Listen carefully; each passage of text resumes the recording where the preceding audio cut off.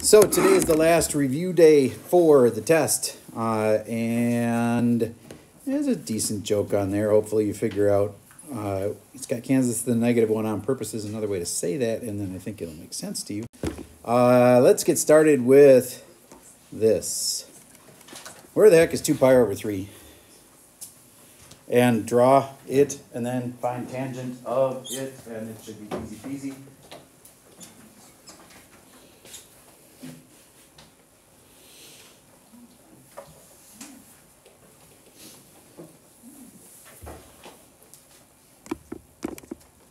Should have been like 1 pi over 3, 2 pi over 3. It's over there. And then I know this one.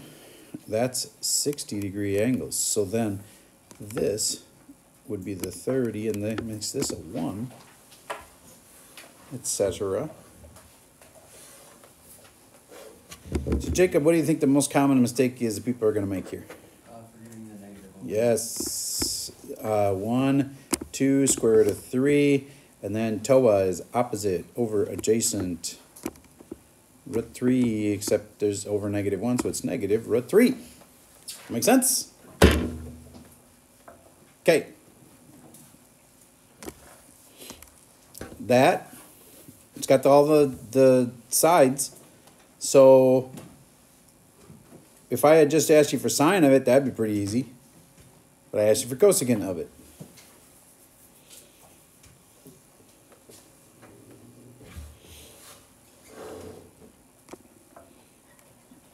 Just a reminder that there's actually 6 trig functions. We do a lot with sine, cosine, and tangent. But do you remember that cosecant is a lot like sine? I always put 1 over sine so that I don't forget and just do sine. If I had just done sine, it would have been opposite over hypotenuse, 8 over 17. So it turns out to be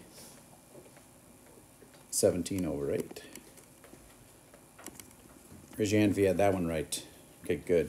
Secant, I'd figure out cosine, and then I'd flip it. So 15 over 17, so 17 over 15. All right, next one. Arc cos of 1/2. Without any help to prompting, you should be able to just move. Easy peasy.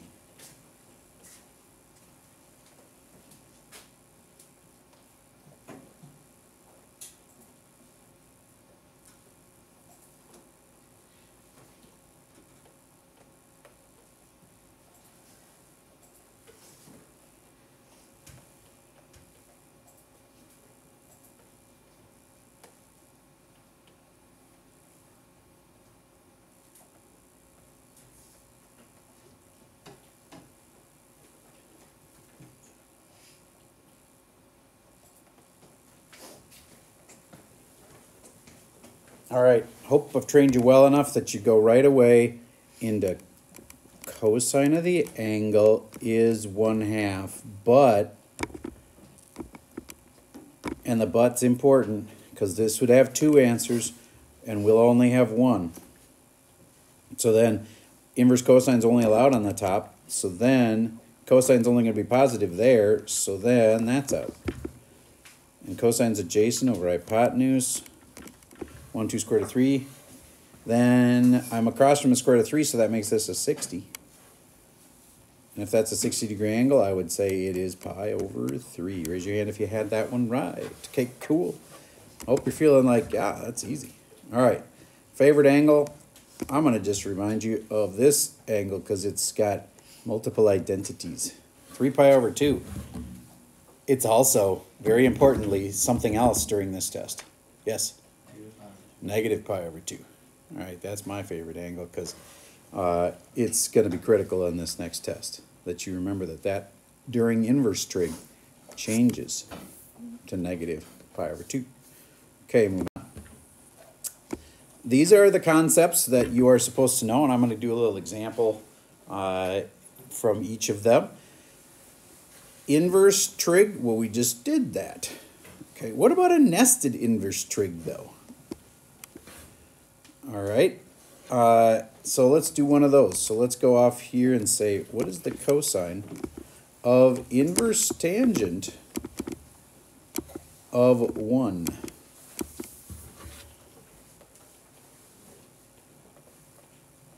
So where do you start these? Jack. On the inside. So immediately rewrite it. Tangent of some angle is 1. And then second thing you always do, put it over 1. Third thing you do, this was an inverse tangent, so before you forget, you right away cross off these because it can't be there. Because if it's inverse tan, it's only allowed between pi over 2 and negative pi over 2. Then, since it's positive, you'd cross off that one. And you'd have to make it here. And I encourage you to draw this triangle every time. Even if you think you've got it. Because later you're going to have to do the cosine of it. You'll need those sides. You might be like, I know what's 45. Well, still, draw the triangle. 1, 1, square root of 2. Because now that you've got the triangle drawn, sure, it's 45, but you really need the triangle to answer this question. What's the cosine of it? 1 over root 2. Raise your hand if you had that one right. Okay, awesome. Now, let's talk about something else related to that. 1 over square root of 2. I'd like you to tell me another fraction that you could see that would be exactly the same as that. See, 1 over square root of 2 works out nice because when you're doing like, let's say it's cosine, inverse cosine of that, then that's easy to use because it's got sides you recognize. What's the other fraction that's the same exact thing as that? Everybody rationalize the denominator. There's 3 kids that know this, but there's like 17, 20 that don't. I'd like you to change this problem to the other way you could see that. I think this way is better, but my point is they could also have a different fraction right here, and you'd have to know that they're the same thing. All right, what I was talking about is square root of 2, square root of 2. If you multiply by that on the top and the bottom, it'd be root 2 over 2. Do you get that that's the same exact thing? They're equal. 1 over root 2 is square root of 2 over 2. I can prove it, because that times that equals that times that. Make sense? Okay. What's the other one that's like that?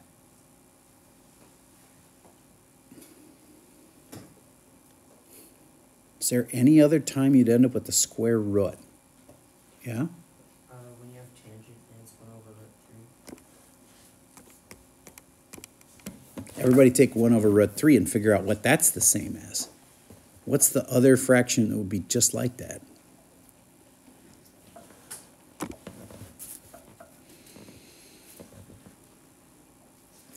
If you're like, well, I don't remember it, that's not the point. You can change it. You can times it by something.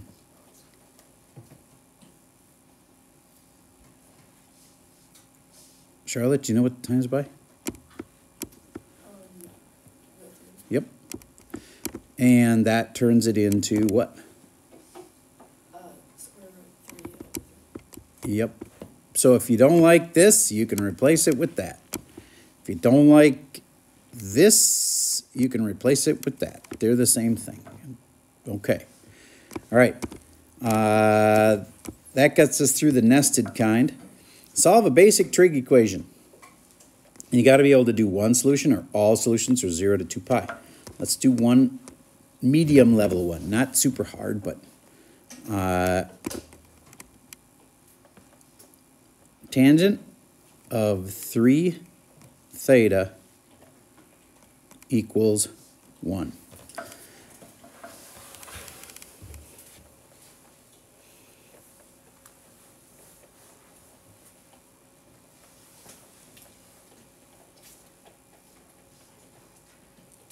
I know at some point you'll have the urge to use plus 2 pi k, but remember you're dealing with tangent.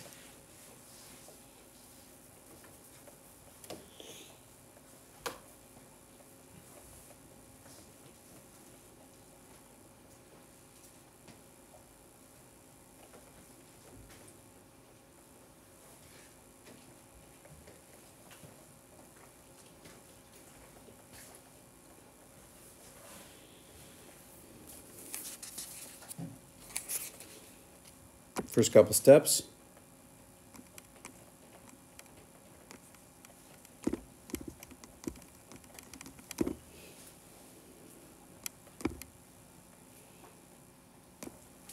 Is this an inverse trig question where there's only going to be one answer? No. There's no arc. There's no -1. So this is regular trig. Where's tangent positive? All students take calc. Oh, it's positive in A and T, so I'm going to cross off these two. So first quadrant and third quadrant, the only places I get answers. And then I go TOA, opposite, adjacent. Ooh, I know that one. The 1 root 2, that's 45, which seems pi over 4. And then I can do the other one, which is a whole bunch of pi over 4s. Well, 4 pi over 4 would be here. So it must be one more than that. 5 pi over 4. So pi over 4, 5 pi over 4. But wait, that was what u equaled. So now I go off to the side and say u is equal to pi over 4, and u is equal to 5 pi over 4. And I've said that if you have a u in your answer, you aren't done. Because the u is replacing something. 3 theta. 3 theta. And I said don't add 2 pi k. What should you add, Joe Tadros? Gotta add something, but it's not 2 pi k. Didn't mean to burn you. Thought you might know. You know, Patrick? 2 pi k over 3. I know what you're thinking, but nope. It's a trickier thing than that. So there's 2 kids that would have been toast on this question. How about you? Do you know, Isaac? Isaac. Oh, sorry. I ended up calling on somebody I didn't intend to, but that's okay. Pi k, not 2 pi k. Why? Explain it more, Kira. Because tangents isn't 2 pi, it's just pi. That's perfect, because tangent's period isn't 2 pi. The reason we add that is to add its period. Tangent's period is pi. So you say plus pi k. You get the difference there? You don't just always add 2 pi k. You're doing that because you're usually using cosine or sine, and their period is 2 pi. So sometimes you add pi k, if it's tangent. Okay, now I'm going to multiply everything by 1/3. That's what some of the other kids was talking about, and they were right.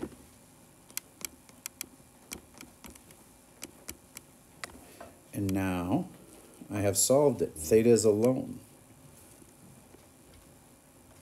Theta is pi over 12 plus pi over 3k. And the other answer is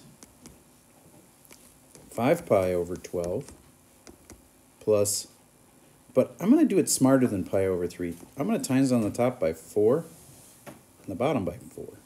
Why? Because that makes it 4 pi over 12. So 4 pi over 12. I know it reduces, but why? We'd want to have it with the same units. So that, or sorry, same denominators, so they're both over 12. You don't have to do it that way. I'll just know that you're really smart if you do it that way. Okay, now I'm ready. If they want all solutions, then that's the answer. What if they want all the solutions between 0 and 2 pi? That's what I'd like you to try to figure out now. You've got the first 2 answers. It's pi over 12 and 5 pi over 12. You should know how many answers you're looking for, because how many do you normally have? 2. But then that number that's on the inside will make it tell you how many you're supposed to have. I want to be vague right now so that those that don't know that will realize they don't know how many answers to make. So figure out how many answers there will be and then find them.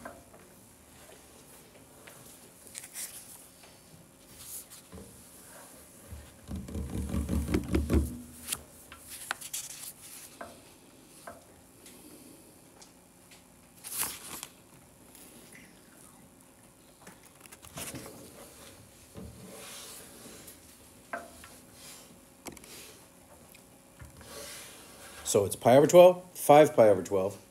And then I'll pause for a second while you talk to the kid next to you and see what you think the next ones are. Probably ready for these answers. So I'm going to add 4 pi over 12 to this, and I get 5 pi over 12. That's a little confusing.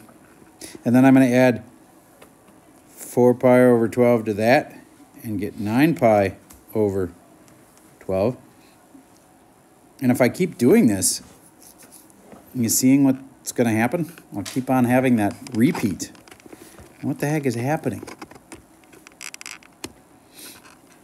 Well, I'm getting repeats of answers, which is okay.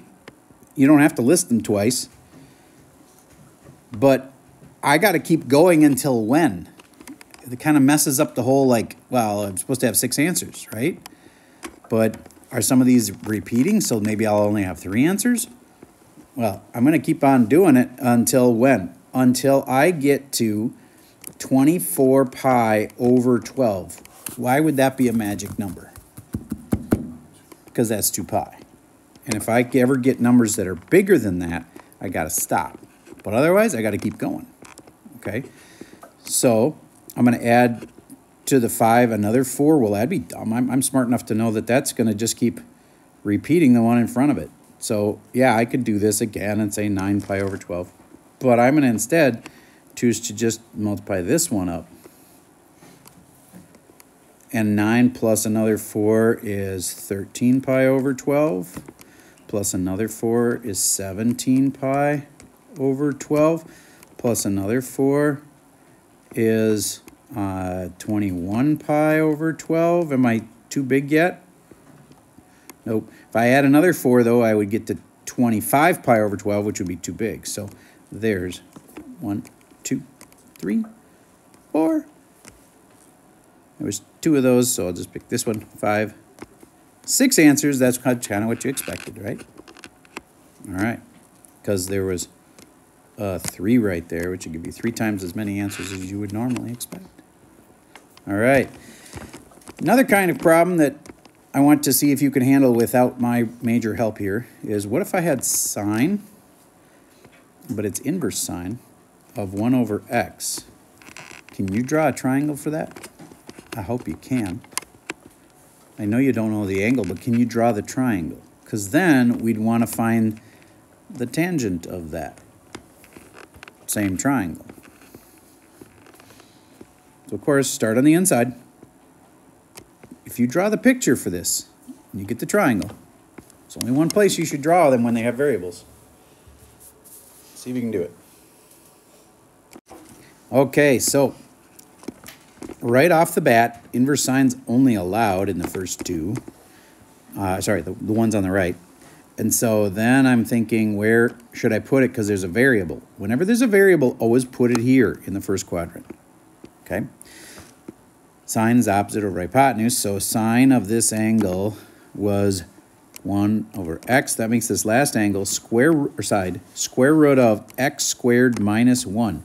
The x has to be first because you know x is bigger than 1 is because of how the triangle's drawn. You cannot say 1 minus x squared.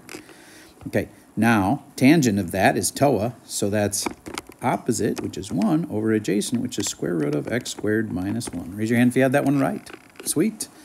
Okay. Now let's do one where we've got double angles. Let's say sine of 2, and instead of theta, I'm going to say theta in a different way. My theta is going to be inverse tangent of 1. See that black writing? That's an angle. Inverse tan can only have one answer, right? So then it's sine of 2 theta. And have you seen that on the sheet somewhere? I handed you a sheet today in class, so you've got sine of 2 theta if you want to look it up. And you should be able to finish this by doing sine of 2 theta, which comes right off the sheet, it's 2 times blah, blah, blah, blah, blah. You'll find it if you look. Okay, that's enough hints. Give that one a shot. Okay, and I will answer that one for you in a minute, but I want to give you one more problem to chew on, and that is one that involves cosine of 2 theta. So that goes like this. Negative 7 sine x minus 3 equals cosine of 2x. Now, cosine of 2x is on the sheet, but it's got 3 different things you could pick. Always try to pick it. Well, bottom line, you pick it so it works, but you usually want to match the other function that's there. So since you have 3 choices, make it so that when it goes in, the whole equation only has 1 function in it. All right, so those are your 2 toughest problems. I'll give you some more time, and then I'll come back and show you how to do them both. Okay, let's see if your gut feeling was the same as mine on this question. The inverse tan thing has only one answer, and so it couldn't be here and it couldn't be here because it's an arc or an inverse problem. Then, since it's positive, it had to be here. TOA, opposite, adjacent, and then square root of 2. Ooh, 45, 45, 90 triangle. So that's 45, which is also known as a, let me think, pi over 4. Okay, but instead of saying sine of 2, and that's pi over 4, I'm going to do one of the things off the table, or the chart, is, sorry, the sheet, the identity sheet, is 2 sine cosine. And, oh my gosh, I don't have an angle, or an x or whatever, so I'm going to call it theta. Okay, now I got to use this triangle and do 2 times the sine of this angle, which would be 1 over root 2. So instead of saying sine of the angle, I'm just going to write what the sine of the angle is, which is 1 over root 2, and then the cosine of the angle, which is 1 over root 2. And then that means 2 over 1, so the top is 2 over square root of 4 is 2, so it's equal to 1. Now, could you have done that another way in this case? Yeah, you could have. This was a 45-degree angle. What's 2 times 45? It's 90. And then you could have done sine of 90, and it would have been 1. But the way I did it is the way you'll probably have to do that kind of question on the test. Why? Because if we give you something other than a 30 or a 45, because see, 30 can be doubled into 60, and then you can just go, ooh, sine of 60. And 45 can be doubled into 90, right? And now it's all work out really nice. But we're probably not going to make it work nice. So you'll have to use the sheet and use 2 sine cosine. Okay, and on to this one. The major hint I gave was keep it the same as the sine function. So you have to pull it off of the sheet. Nola, what did you find on the sheet to replace cosine of 2x with? Nice. Then, once you had this mess, what were you thinking you should probably do? Okay. So my hint for you is you're stuck. What do I say every single time when kids get stuck? It turns out to be a factoring. So to be able to factor this, you got to get it all to one side. You don't really want a negative in the front either. So I'd move that over to the other side. It's by adding 2 sine x, or sorry, 2 sine squared. And then I'd have that as lead over here. 2 sine squared x. And then I have minus 7 sine x. And then there's a minus 3 here, and there's a positive 1 here. If I subtract 1 from both sides, I end up with minus 4, and it equals 0. How many of you got to this point right here. Good. Did you figure out it did factor then? I think it does. Okay, so how do you factor that? If you like u substitutions, you could go like this. 2u squared minus 7u equals, or minus 4. And maybe that'll be easier for you to factor. I'm cool with that. You can do it that way. But it's a little faster if you don't have to do a u substitution. You just say 2 sine x and sine x. That would have been like 2u and u. And then what makes a 4 or a negative 4 here? You'd need a 1 and a 4. Please play around with it until you get it factored right. How many of you already have it factored right? You know it works because you checked it. Okay, that's less than half the class. So everybody figure out the rest. Factor that properly.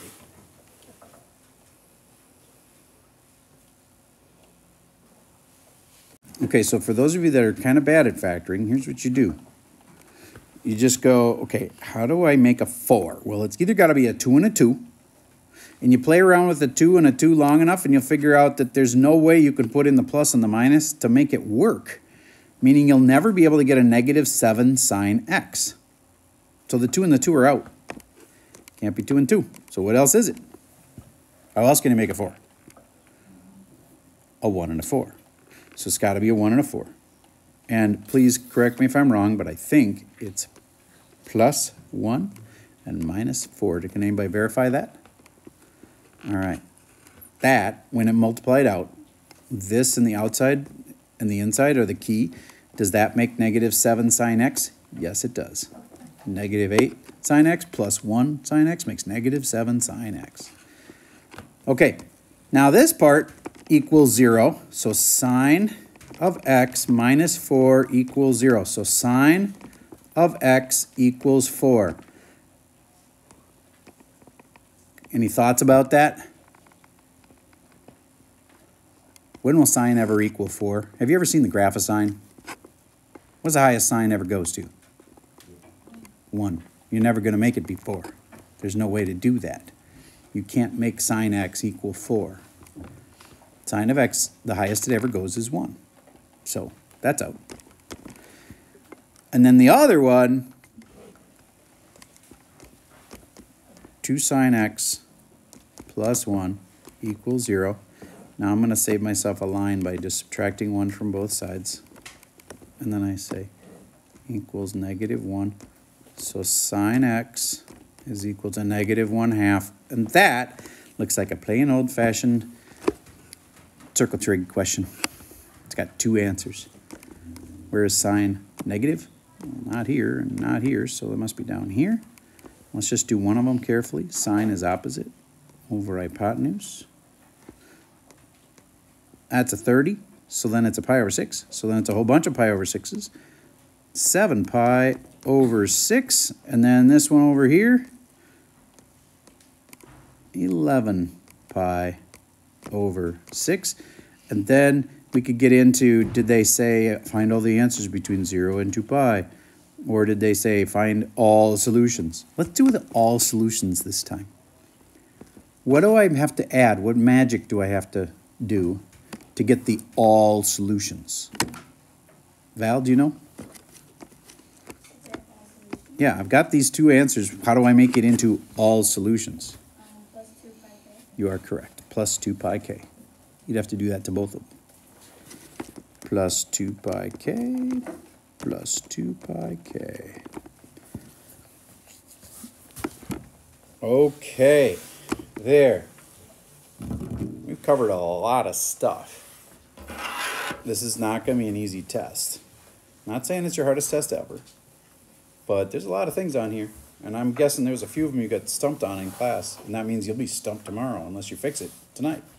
So it is a practice test. That's rare and amazing. And it's not the exact same thing as the test, but the problems that are on it will be a good practice. So that's not in the same file as today's notes. It's a separate file, and it is assigned as homework for tonight. I am going to say that you can skip any 2 questions if you wish, but that's assigned and you should Dropbox it. Okay, I don't often assign homework, right? Or you have to do it. I say you should. This one you have to do. It's going in the grade book. But you get the latitude to skip any two. Now, should you skip two? Well, it's up to you. Depends on whether you really want to skip two or not. Maybe you should do them all. It's up to you. Yes? With the sine of x equals 4, would you just list two of those answers as no solution? This one you just say extraneous, or you could say DNE. You know what that means? Does not exist. So if you ever see that in the key, that's what they mean. So that side, you do need to get to the point where you're like, oh, look at that. It's not possible. For this side, our answers were the only real answers we had. All right.